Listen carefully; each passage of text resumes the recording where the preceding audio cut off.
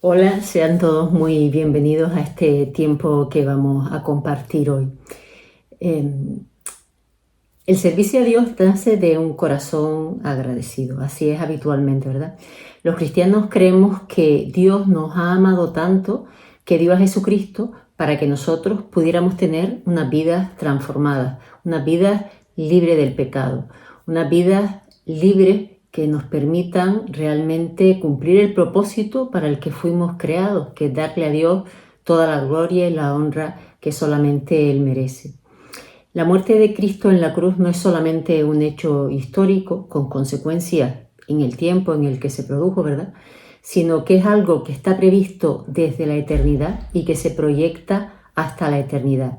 Cristo pagó el castigo que cada ser humano, que cada uno de nosotros merecemos por la desobediencia a Dios.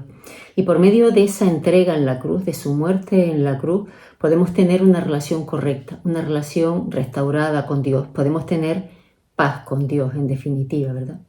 Nuestro destino eterno arranca de esa manera a los pies de la cruz y sigue con la resurrección de Cristo. Cristo no solamente murió, sino que también resucitó. Y eso es un anticipo de lo que sucederá con todas aquellas personas que ponen su confianza en Él como único y suficiente Salvador y que le reconocen como Señor de su vida. Es justamente de esa certeza de donde nace el deseo de servir a Dios y a las personas. ¿Cómo no servir a un Dios que nos ha dado una vida y una vida abundante? ¿Cómo no servir a un Dios que nos ha librado del pecado? ¿Cómo no servir a un Dios con el que tenemos una relación personal única con cada uno de nosotros?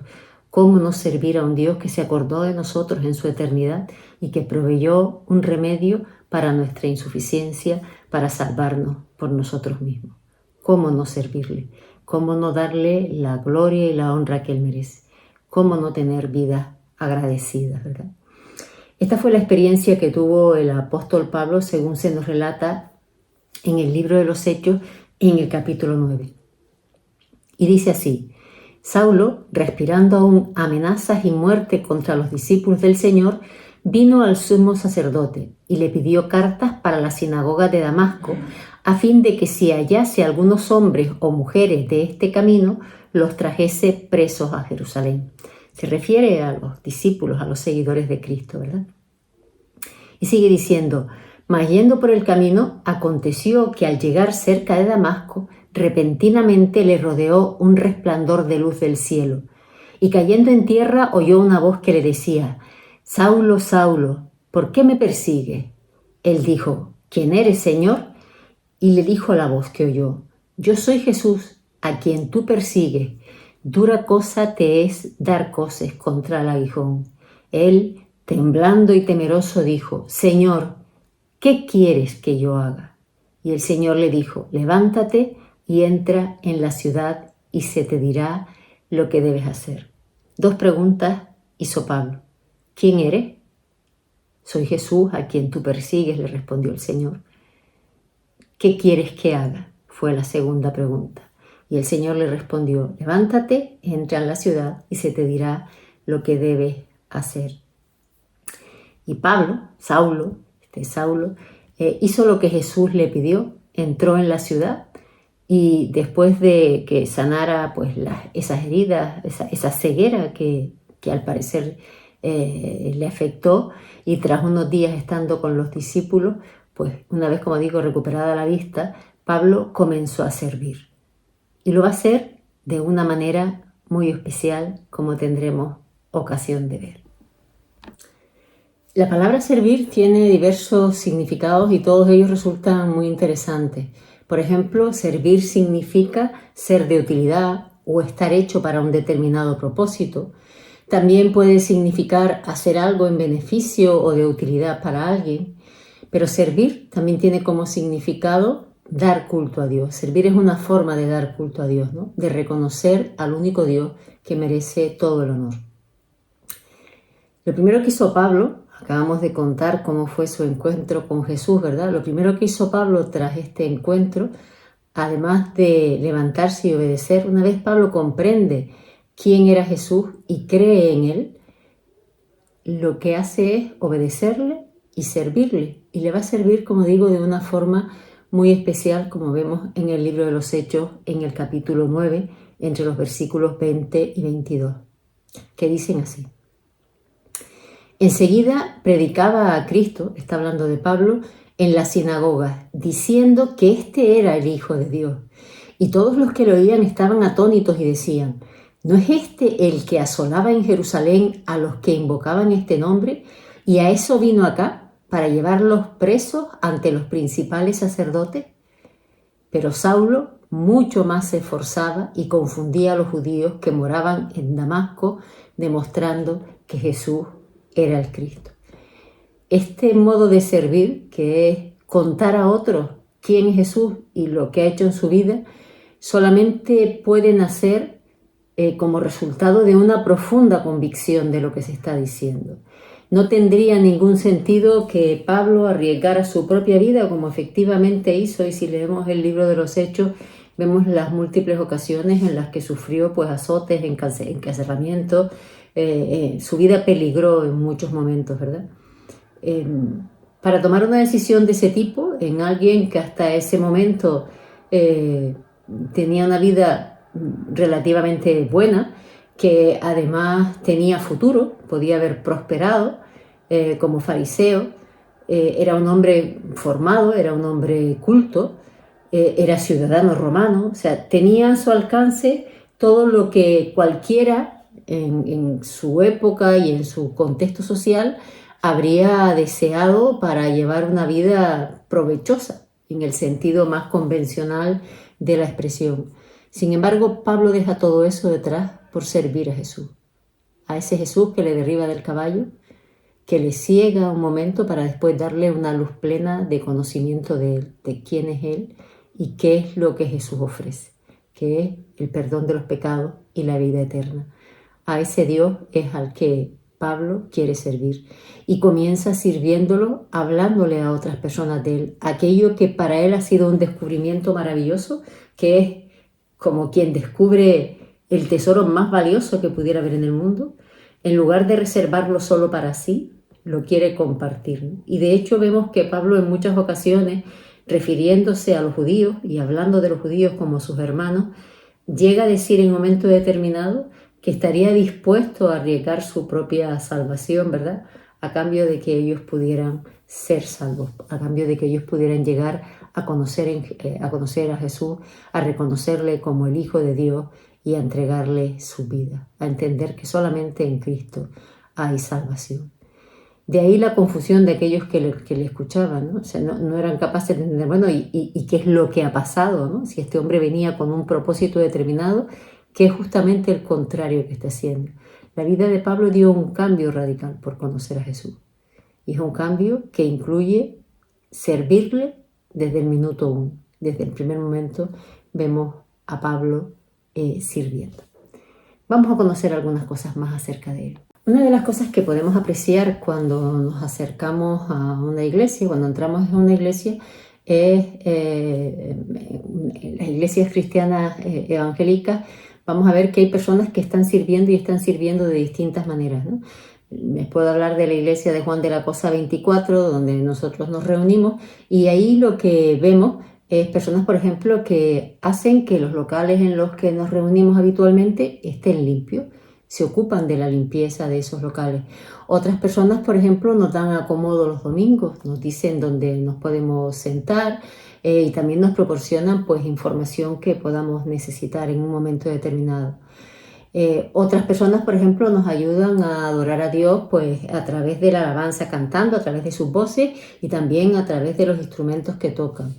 Hay otras personas que nos ayudan a comprender mejor la palabra de Dios. Nosotros podemos leerla y tener una meditación, por ejemplo, en un domingo o en cualquier otro día donde se haga algún estudio respecto de la palabra, y hay personas pues, que nos ayudan, como digo, a que podamos profundizar más en lo que el Señor nos quiere decir con eso que estamos leyendo en la Biblia. Y también podríamos hablar de personas que se ocupan de cuidar de los niños más pequeños, pues cuando no hay clases, o personas que se encargan de dar clases a los niños, O sea, hay una enorme diversidad de formas de servir al Señor, ¿no? Hay personas que traducen, por ejemplo, aquellos que hablan en idioma que no hablan castellano y que nos visitan, ¿no? Esa es la realidad de una iglesia. La iglesia es, entre otras muchas cosas, un lugar donde las personas se sirven unas a otras por amor, donde las personas se ayudan, donde las personas se ponen a disposición de los demás, ¿verdad? Con alguna cosa que puedan hacer o con alguna habilidad que puedan tener, ¿no? Pero lo más destacado de todo eso es que todas esas formas de servir dependen de Dios, como el propio Pablo aprendió y como nos cuenta también en 1 Corintios 12, donde se nos dice, hay distintas clases de dones espirituales, pero el mismo Espíritu es la fuente de todos ellos. Hay distintas formas de servir, pero todos servimos al mismo Señor. Dios trabaja de maneras diferentes, pero es el mismo Dios quien hace la obra en todos nosotros. Lo que Pablo viene a decir aquí es que ese servicio que nosotros prestamos, que lo hacemos por gratitud al Señor, no son buenas obras nuestras pensadas por nosotros para hacerlas de acuerdo a capacidades que nosotros de manera natural pudiéramos tener, sino que es Dios mismo quien nos capacita porque Él quiere para que nosotros podamos sentir el placer, la alegría de poder servirle de alguna forma, ¿no? De alguna manera sentirnos partícipes de lo que Dios quiere para este mundo, ¿verdad? Hay distintas formas de servir, pero todos servimos al mismo Señor. Todos honramos al mismo Señor con nuestro servicio, ¿verdad? Dios trabaja de maneras diferentes, pero es el mismo Dios el que hace la obra en todos nosotros, el que nos transforma y que nos capacita. El Espíritu Santo como fuente de todos esos dones con los cuales podemos servir al Señor. Y Pablo también en la carta a los romanos sigue desarrollando esta idea, ¿no? Sigue profundizando esta idea. Él dice en Romanos 12 que Dios en su gracia nos ha dado dones diferentes para hacer bien determinadas cosas. Por lo tanto, sigue diciendo, si Dios te dio la capacidad de profetizar, habla con toda la fe que Dios te haya concedido. Si tu don es servir a otros, sírvelo bien. Si eres maestro, enseña bien. Si tu don consiste en animar a otros, anímalo. Si tu don es dar, hazlo con generosidad. Si Dios te ha dado la capacidad de liderar, toma la responsabilidad en serio. Y si tienes el don de mostrar bondad a otros, hazlo con gusto. Es un modo maravilloso de expresar cómo con lo que Dios nos capacita también nos permite ser excelentes, ¿no? Esa excelencia, esa calidad que buscamos y que predicamos en todos los ámbitos laborales, sobre todo, ¿verdad? En la Biblia queda claro que hay dos elementos que vamos a tener que tener muy en consideración. Uno es que Dios en su gracia, o sea, Dios porque quiso, por el puro afecto de su voluntad, nos dio esas capacidades, esas habilidades para poder hacer bien algunas cosas, para que podamos hacerlo de manera completa, de manera que satisfaga a aquel que nos ha dado esa capacidad para hacerlo, que es el mismo Dios. Podemos hacerlo bien. Si Dios nos ha dado ese don, lo podemos hacer sin lugar a dudas del modo más excelente, ¿verdad? Así que si tenemos esos dones que Dios nos ha dado, vamos a hacerlo, vamos a ponerlos en uso, podríamos decir con todas nuestras fuerzas, ¿no? O sea, en todo su potencial, haciendo llegar esa capacidad hasta donde se pueda desarrollar, no siendo mezquinos con esa habilidad con la que Dios nos ha dotado, ¿no? Sino derramándola, andando en buenas obras, haciendo uso de esa capacidad que el Señor nos da. Y haciéndolo pues con responsabilidad, con generosidad, con gusto, enseñando bien, con fe, etc., ¿no? Así que lo que va a caracterizar fundamentalmente el servicio, en medio de este reconocimiento que es Dios quien nos capacita, es justamente la humildad. El que sirve debe servir con humildad. Y también eso nos lo explica Pablo en el libro de Filipenses, cuando nos dice: Nada hagáis por contienda o por vanagloria, antes bien con humildad, estimando cada uno a los demás como superiores a él mismo, no mirando cada uno por lo suyo propio, sino cada cual también por lo de los otros. El servicio es sencillo, en el sentido de que es humilde. En el servicio no puede haber vanagloria, de decir, oye, qué bien canto, o qué bien enseño, o qué bien predico, o qué bien limpio, o qué bien hago aquello que el Señor me ha dicho que hago. Qué bien muestro mi bondad hacia los otros, ¿verdad? Porque no es nuestro, porque es algo que Dios nos ha regalado, porque Dios ha querido dotarnos de esa manera para que podamos servir a las personas y honrarles a Él cuando lo hacemos. Así que cuando recibimos un don, lo único que podemos hacer es darle gracias a Dios y explotarlo al máximo en el buen sentido de la palabra, ¿no? Llegar a la excelencia, hasta donde podamos llegar con esa capacidad que el Señor nos ha dado. Y decir, pues, gracias, Señor, ¿verdad? Nuevamente rendirnos ante Él por esa generosidad con la que Él nos dota. Esta noche tenemos con nosotros a Starling Almarante Rojas. Él es pastor en la iglesia de Móstoles y va a tener pues un tiempo para explicarnos algunas cosas de su iglesia. Probablemente compartirá con nosotros algunos motivos de oración y también tendrá un tiempo de meditación de la palabra de Dios. Vamos a escucharlo. Buenas tardes, queridos hermanos y hermanas. Mi nombre es Starling Almarante. Soy pastor de la Iglesia Evangélica de Móstoles, perteneciente a la FIEIDE. Os envío un abrazo a todos y muchas gracias por darme la oportunidad de, a pesar de la distancia, poder estrechar lazos, de poder conocernos y poder meditar en la palabra del Señor en esta tarde. Primero me gustaría comentaros algunas cositas acerca de mí. Soy de República Dominicana, aunque llevo ya 15 años en España. Estudié en el IPSTE, soy de la promoción del 2017, terminé mis estudios en 2021. Fue allí en el seminario en Barcelona donde conocí a Cristina, mi esposa, y en el año 2022 tuvimos a David, nuestro primer hijo, y ahora estamos en espera del segundo, que nacerá, Dios mediante, a mediados del mes de diciembre. En esta tarde me gustaría compartir con vosotros una reflexión que he titulado Las oraciones denegadas. Estará basada en el libro de los Hechos, capítulo 12, versículos 1 al 19, pero nos centraremos en el versículo 5. Y a modo de introducción de esta reflexión me gustaría que pudiéramos pensar de que se suele decir que acerca de las oraciones Dios responde o contesta de tres maneras.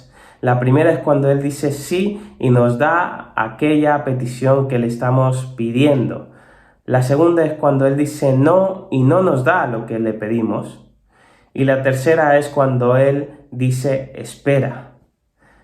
Porque quizás no es el tiempo para poder recibir o dar una respuesta definitiva. Quizás no estamos preparados para recibir esta respuesta. Esta es la que a nosotros más nos cuesta, porque esa espera, ese silencio de Dios, más tarde se convertirá o en un no o en un sí. Pero ese tiempo de espera, la verdad es que es difícil de poder llevarlo, ¿verdad? Pero quiero preguntarte, ¿en alguna ocasión le has pedido a Dios algo muy específico y no has tenido una respuesta, o al menos no inmediatamente? Hoy me gustaría hablar de esas oraciones que le pedimos al Señor, que no solo no tienen una respuesta rápida, sino que en muchas ocasiones son denegadas. ¿Cuál es nuestra actitud cuando Dios no nos da lo que nosotros le pedimos? Os confieso que la mía no suele ser muy buena, y si la tuya es igual, mi intención es que en esta tarde, a través de la reflexión en este capítulo 12 del libro de los Hechos, podamos aprender a cambiar nuestra actitud ante esas situaciones cuando Dios deniega nuestras peticiones. En Hechos 12, versículos 1 al 19, se trata de la muerte de Jacobo. Luego el apresamiento de Pedro y cómo Dios lo libera. El texto es largo, no voy a exponerlo todo, sino que quiero que podamos centrarnos en ese versículo 5 que nos hablará acerca de nuestra actitud en cuanto a las oraciones. Permíteme antes que te pueda dar algunos detalles acerca del contexto de este pasaje. Durante los primeros años de la existencia de la iglesia primitiva, esta experimentó un crecimiento espectacular. Recordemos que en Pentecostés, en Hechos capítulo 2, el número de creyentes que había pasa de ser 120, capítulo 1, a más de 3.000 cuando Pedro predica después de haber descendido el Espíritu Santo. Pero es que unos días más tarde ese número aumenta en más de 5.000 personas. Y luego de la muerte de Esteban, los cristianos se esparcieron por todo el imperio romano y llevaron el evangelio a las principales ciudades de este. Destaca sobre todo la ciudad de Antioquía, la que se convertiría en el centro misionero de la iglesia primitiva, mientras que Jerusalén sería una ciudad importante porque ahí era donde estaban los apóstoles. No sabemos exactamente cuándo, pero Lucas, autor del libro de los Hechos, nos dice que es en Jerusalén, en algún momento determinado, donde una nueva persecución se desata y que se salda con la muerte de Jacobo. Eso se nos cuenta en el capítulo 12. Aquí es donde llegamos a nuestro texto. Y la pregunta es, ¿quién era este Jacobo? Casi con total seguridad sabemos que era el hijo de Zebedeo, hermano de Juan, y por lo tanto uno de los 12 apóstoles. Pero aún más allá, debemos de recordar que dentro de ese grupo de 12 apóstoles existía un grupo de amigos más íntimos de Jesús, que eran esos 3 discípulos más cercanos a él. Con ellos hacía algunas tareas especiales. Por ejemplo, delante de esos 3 se transfiguró.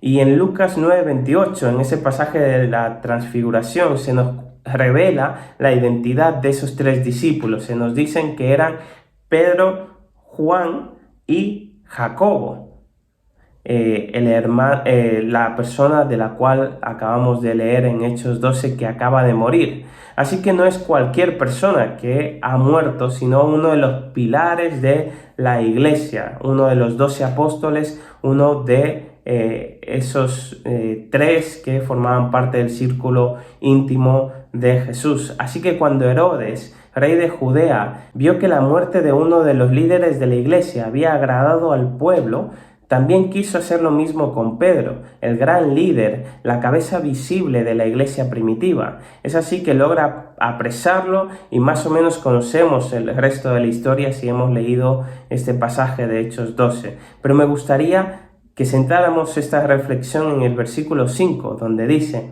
así que Pedro estaba custodiado en la cárcel, pero la iglesia hacía sin cesar oración a Dios por él. Aquí vemos a Pedro, el líder de la iglesia, que está preso y custodiado por 4 grupos de guardias, dice el versículo 4. Y diríamos hoy en día que Pedro está en una prisión de máxima seguridad, tanto así que era imposible escapar. De hecho, si alguien se escapaba bajo la guardia de una persona, esa persona tenía que responder con su propia vida por el prisionero que se acababa de escapar. ¿Cuál sería el futuro de Pedro? Bueno, si a Jacobo, siendo el tercero en importancia dentro de la iglesia primitiva, a él lo mataron, imaginad qué no harían con el número 1, con la cabeza visible de esa iglesia. Dice el versículo 4 que Herodes se proponía sacarle al pueblo después de la Pascua. Al parecer quería hacer un espectáculo público con Pedro. El comentarista bíblico Simon Kistemaker dice sobre la muerte de Jacobo que Herodes probablemente actuó juntamente con el Sanedrín de los judíos debido a que manda a matar a Jacobo a espada, lo cual parece ser un acto público. Si leemos el versículo 3, dice que esto agradó a los judíos. Por lo tanto, esto puede ser una referencia a Deuteronomio 13, versículos 6 al 18, pasaje que manda a matar a espada y públicamente a las personas que han causado que el pueblo sirva y adore a otros dioses. Es decir, que Herodes entiende que Jacobo, Pedro y todos los otros cristianos están haciendo que el pueblo adore a otros dioses, a un tal Jesús, y por eso los quiere matar. Les está acusando de idolatría, de arrastrar al pueblo hacia esta mala práctica. Pero a pesar de esa difícil situación, la clave de nuestro pasaje es que la iglesia hacía sin cesar oración a Dios por él. Fijaros el gran contraste que nos presenta el versículo 5. Por un lado, la situación de Pedro. Se nos dice que Pedro estaba custodiado en la cárcel, pero la iglesia hacía sin cesar oración a Dios por él. Es decir, que humanamente la situación de Pedro no tiene buena pinta. No había manera en que él pudiera escapar de esa cárcel. Cuando pasara la Pascua lo iban a matar y era cuestión de tiempo de que lo que le había pasado a Jacobo y ahora le estaba sucediendo a Pedro, también le sucediera al resto de la iglesia. La pregunta que yo os hago es, ¿qué hace la iglesia en medio de esas situaciones tan difíciles? Y la respuesta la encontramos en el versículo 5. La iglesia ora. Y es que la oración tiene poder para cambiar circunstancias. La oración es una fortaleza en medio de las dificultades. Porque para orar tenemos que dejar de vernos a nosotros y a nuestras circunstancias y mirar al Señor y su poder. Cuando hacemos esto, confiamos en Él y creemos que Él hará lo que sea mejor para nosotros, aunque no sea lo que nosotros queramos. Ahora quiero que pensemos en esto por un momento. Pedro está preso y la iglesia ora, y Pedro es liberado. Sin embargo, antes de que Jacobo muriera, muy probablemente él también fue encerrado en una cárcel. ¿Qué estaba haciendo la iglesia mientras Jacobo estaba encerrado en esa cárcel? Yo creo que estaba, al igual que con Pedro, orando por la liberación de Jacobo. Sin embargo, vemos que Dios no responde a la oración de la iglesia. Es decir, Dios contesta con un no. Dios no libera a Jacobo, es más, permite que lo maten. ¿Por qué? Nosotros no lo sabemos. Eso solo está en la voluntad de Dios. Pero lo que sí que nosotros vemos aquí es que la iglesia, a pesar de que con el caso de Jacobo tuvo un no como respuesta, ahora en el caso de Pedro no dicen no vamos a orar porque ya sabemos lo que va a responder, sino que la iglesia ora. La iglesia confía en la voluntad de Dios para que Dios haga lo que sea mejor para la iglesia. Dios lo hará, pero la iglesia ora expresando a Dios su deseo. Señor, queremos que tú liberes a nuestro hermano. Queremos que nuestro hermano no sufra. Queremos ver a nuestro hermano con nosotros. Señor, muestra tu poder. Muestra a estas personas cómo tú tienes ese poder de liberar aún en medio de una situación tan difícil a nuestro hermano. La iglesia no se limitó a decir simplemente, Señor, confiamos en tu voluntad, tú tienes el control. No, la iglesia ora y ora expresando a Dios su deseo que tiene en el corazón, y Dios ya hará conforme a su voluntad. Esto me hace reflexionar y quiero que pienses.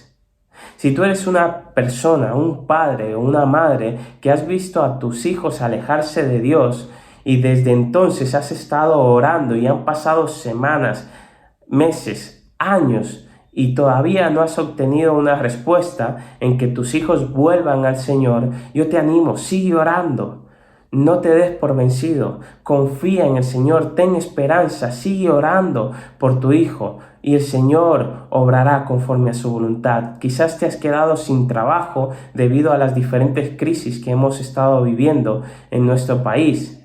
Ora pidiendo al Señor que te sustente Él no te dejará solo, Él no dejará a ningún justo desamparado. Confía en su provisión. Quizás conozcas a alguien que ha enfermado y está grave en el hospital. Ora pidiendo sanidad al Señor por esa persona.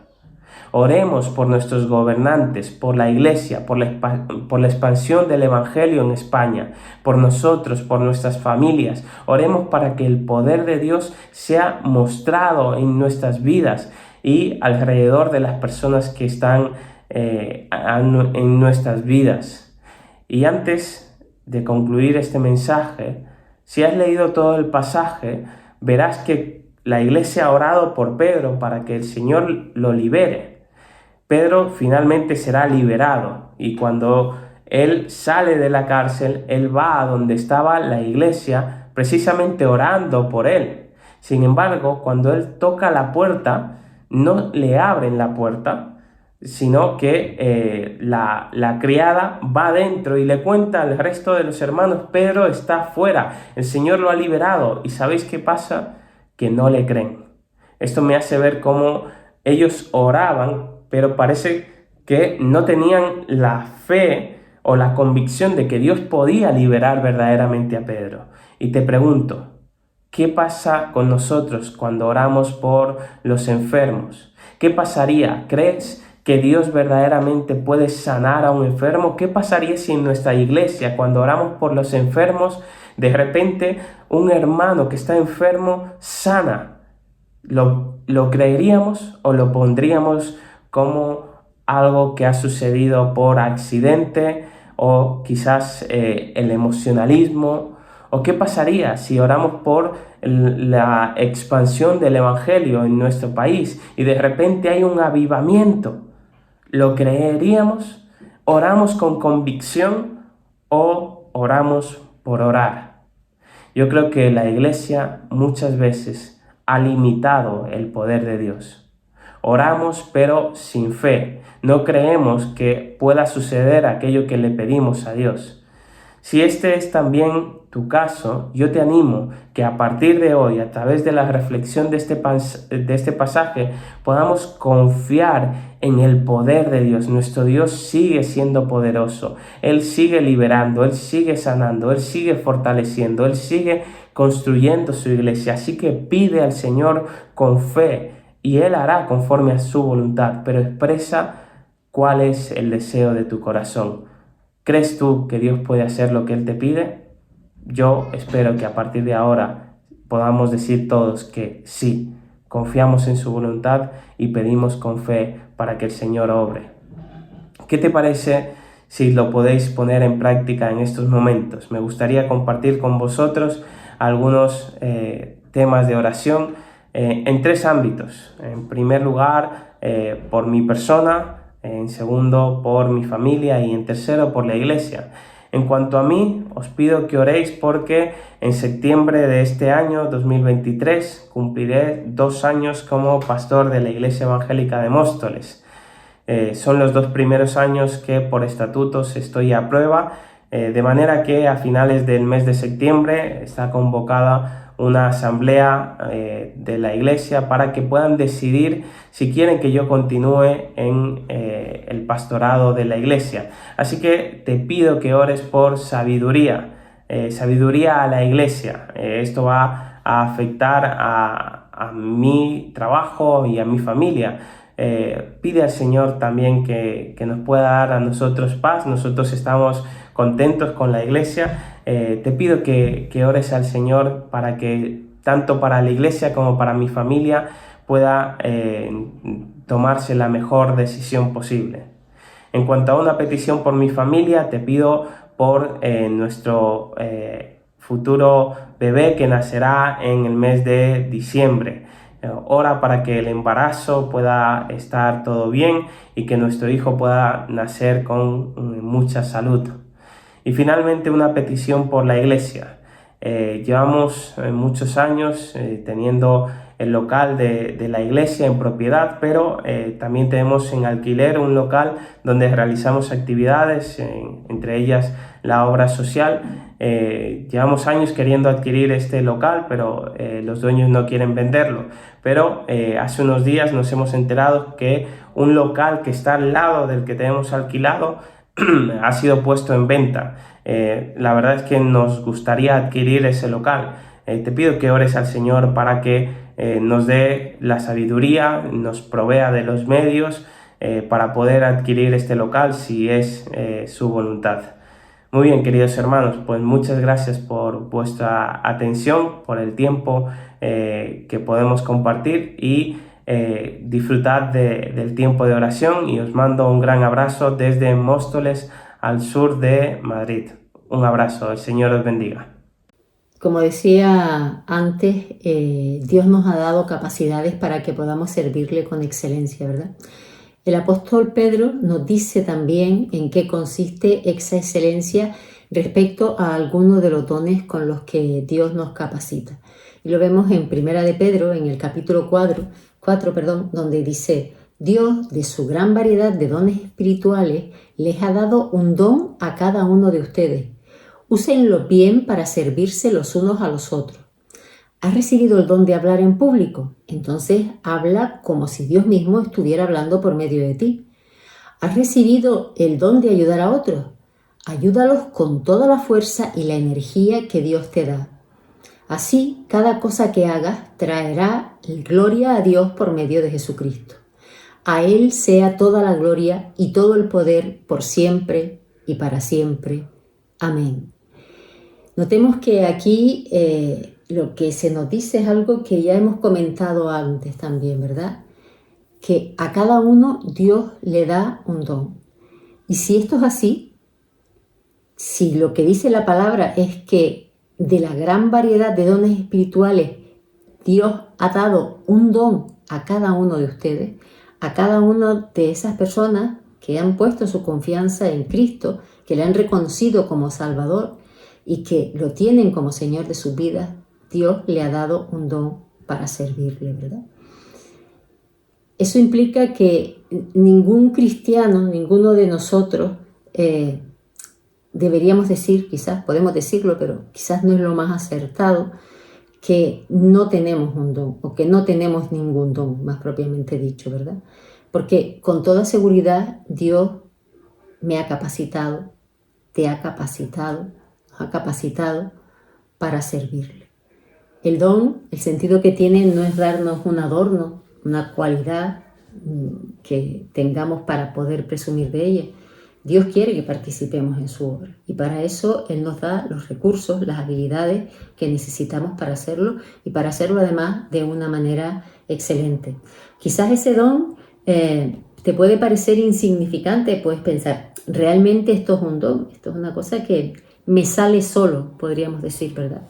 Sin embargo, Dios te ha dado esa habilidad para que la pongas en práctica para Él. Te ha dado esa capacidad para que tú puedas servirle con eso y que otros, al recibir ese servicio, de esa manera puedan darle la gloria a Dios. Ese es el sentido que tiene, ¿verdad? Lo vamos a hacer como dice aquí, lo vamos a hacer hablando como si Dios mismo estuviera hablando por medio de nosotros, ayudando con toda la fuerza y la energía que Dios nos da. Y así con cada cosa que nosotros podamos hacer, porque el propósito es darle gloria a Dios por medio de Jesucristo. Y podemos decir con el apóstol Pedro, a Él sea toda la gloria y todo el poder por siempre y para siempre. Amén. Seguidamente nosotros vamos a escuchar a Laura Cardoso. Ella, junto a Dorcas, Esther, Ronaldo, Noemí, trabajan con jóvenes adolescentes en Aventura Joven.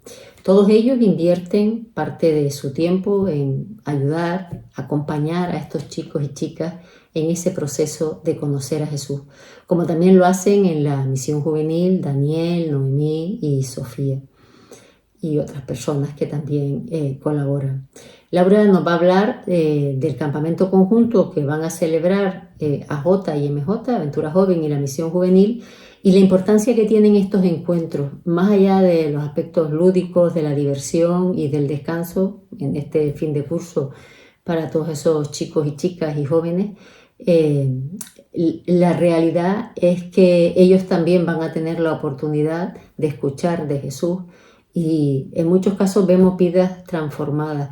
Van a poder generar relaciones saludables entre ellos que perduren en el tiempo y que les ayuden también, como estamos diciendo, a darle gloria y honra al Señor. Vamos a escuchar a Laura. Muy buenas a todos, mi nombre es Laura para los que no me conozcan y durante todo este curso escolar he estado colaborando con Aventura Joven, que son los jóvenes de 12 a 17, y luego en los sábados he estado asistiendo a las actividades de la misión juvenil, que es de 18 en adelante, y hoy quería compartirles un poco el motivo, las razones por las cuales venir al retiro que tendremos en Betel en una semana. Creo que todos sabemos que venimos de una etapa muy complicada con el COVID, en la que no se podía salir, no se podía apenas hacer nada, y es una bendición poder contar con un tiempo y además con un lugar y un espacio específico en el que podemos disfrutar de la naturaleza, donde podemos estar juntos, y animaría a cualquiera que quiera venir, porque va a ser un tiempo muy bueno. Creemos que es importante que haya comunidad y que haya cohesión entre los grupos, aun si las edades son muy diferentes y las etapas obviamente lo son también.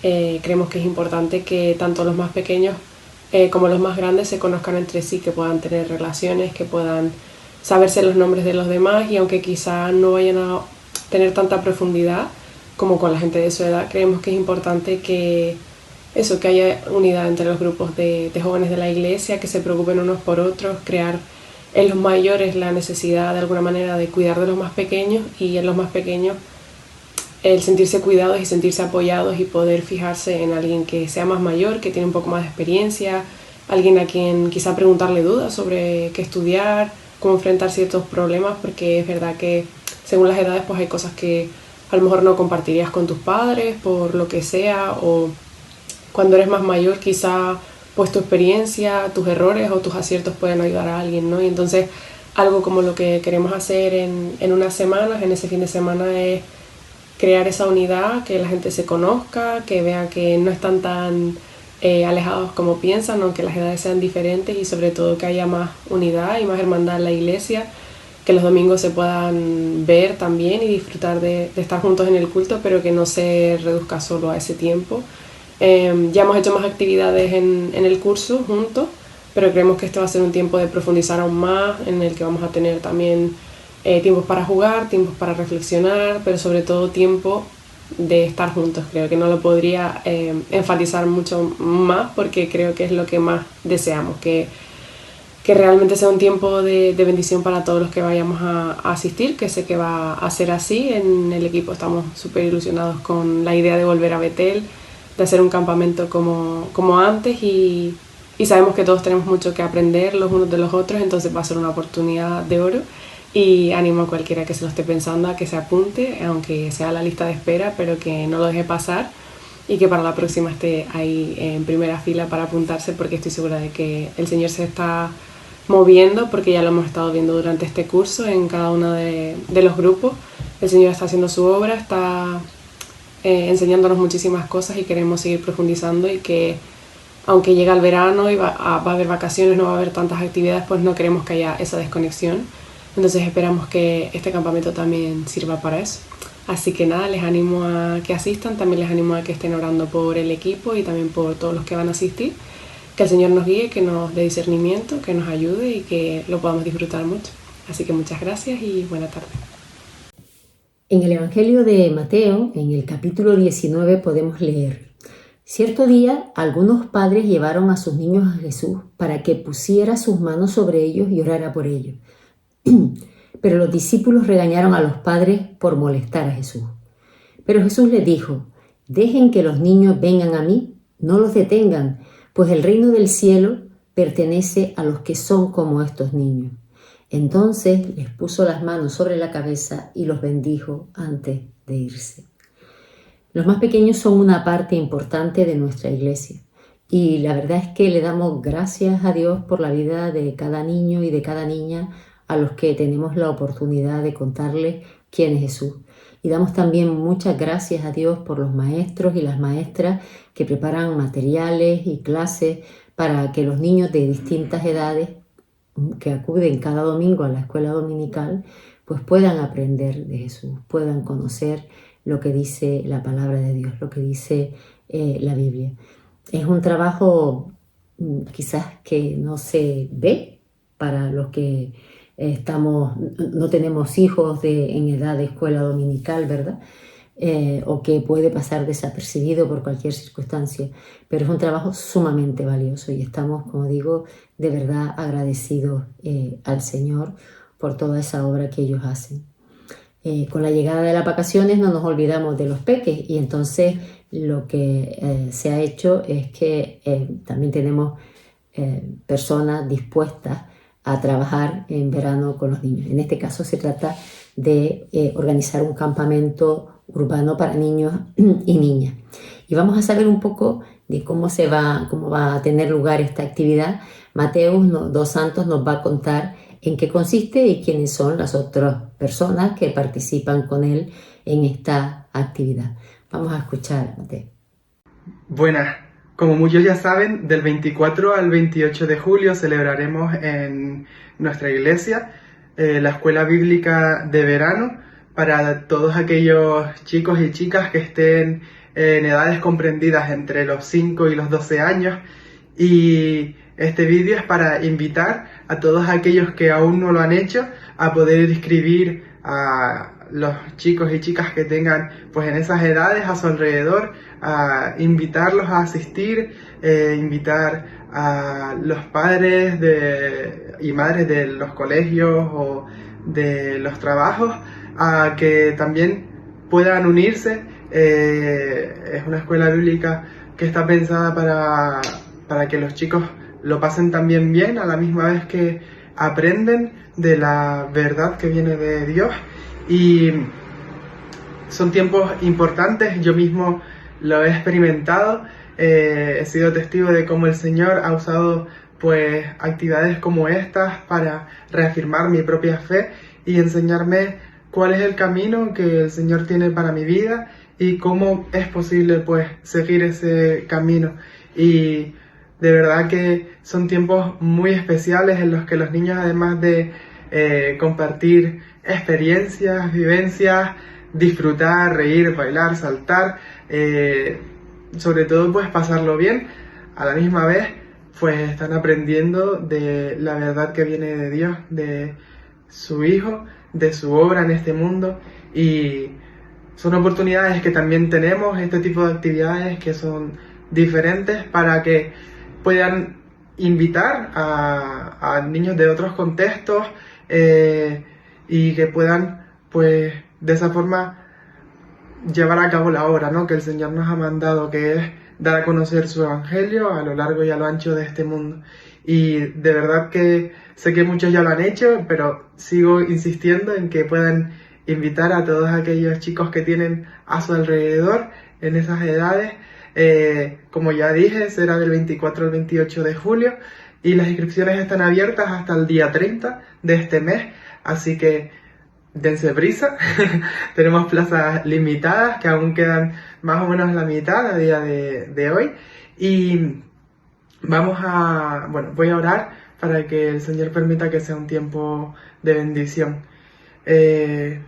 Gracias, Padre, por lo bueno que tú eres, por las múltiples oportunidades que tú nos das de seguir aprendiendo de ti, de seguir conociendo de tu palabra, Señor.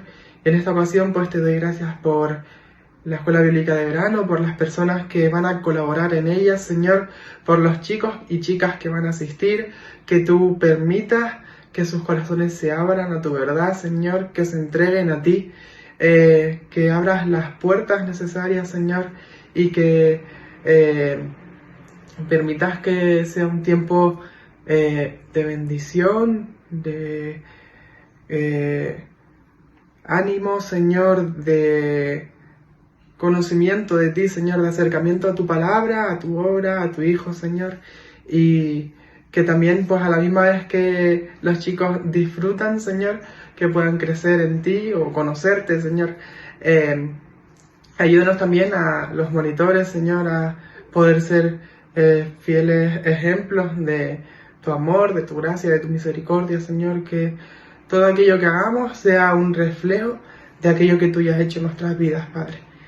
Sigue cuidando los corazones de todas las personas que van a participar, tanto chicos como adolescentes, como los propios monitores que vamos a estar ahí, Señor.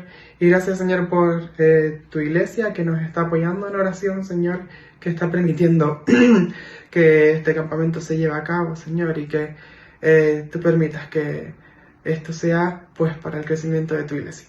En el nombre de Jesús, amén. Llegamos así a este tiempo final de este culto del jueves, de estudio bíblico del jueves, donde hemos podido escuchar muchas cosas. Le damos gracias al Señor pues por Starling, por Laura, por Mateo y por todas las personas que por amor al Señor primero y después también a las otras personas están sirviendo, están ejerciendo esos dones, esas habilidades, esas capacidades con los que Dios les ha dotado. Oremos pues por todas las cosas que hemos oído, oremos por la iglesia de Móstoles y también por todas las actividades que como iglesia vamos a realizar. Y como digo, también por todas las personas a las que Dios está usando en medio de nosotros. Si no sabes qué hacer todavía, si no sabes cómo poner en marcha tus dones, habla con el pastor, habla con los ancianos, habla con alguno de los diáconos, habla con alguien que te pueda ayudar, ¿no? Dios también te ha dotado a ti. Dios también te ha capacitado para darle a Él la honra y la gloria que solamente Él merece. Buenas noches, que el Señor les bendiga.